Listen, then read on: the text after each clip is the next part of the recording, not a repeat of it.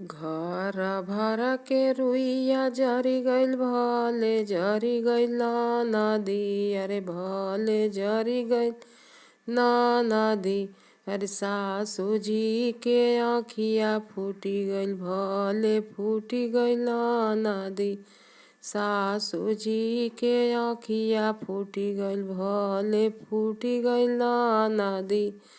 सासू जी के आँखिया फूटी गइल भले फूटी गइल नदी। अरे भले फूटी गइल नदी। रोज रोज का झगड़ावा छूटी गइल भले छूटी गइल नदी। रोज रोज का झगड़ावा छूटी गइल भले छूटी गइल नदी। घर भर करुइया जरी गइल भले जरी गइल नदी। अरे भले जरी गइल नदी। अरे ननदो कटंगिया टूटी गइल भले टूटी गइल नदी। ननदो कटंगिया टूटी गइल भले टूटी गइल नदी। अरे भले टूटी गइल नदी। घर घर का घुमाला का छूटी गइल भले छूटी गइल नदी। घर घर का घुमाला का छूटी गइल भले छूटी गइल नदी। घर भर करुइया जरी गइल भले जरी गइल नदी।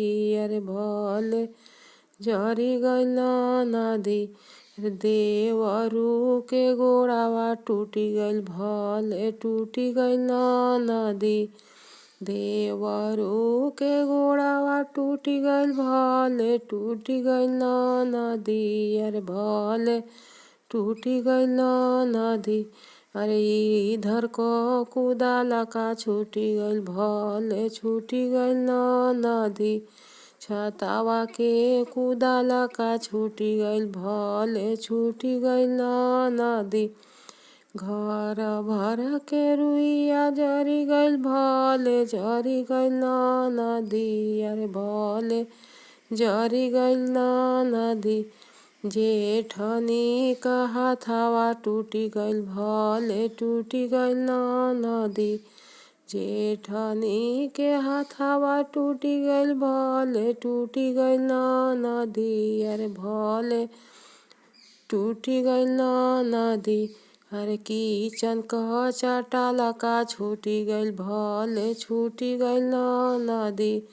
किचन का चटाला का छूटी गइल भले छूटी गइल नदी। घर भर करुइया जरी गइल भले जरी गइल नदी। अरे भले जरी गइल नदी। घर घर का घुमाला का छूटी गइल भले छूटी गइल नदी। घर घर का घुमाला का छूटी गइल भले छूटी गइल नदी।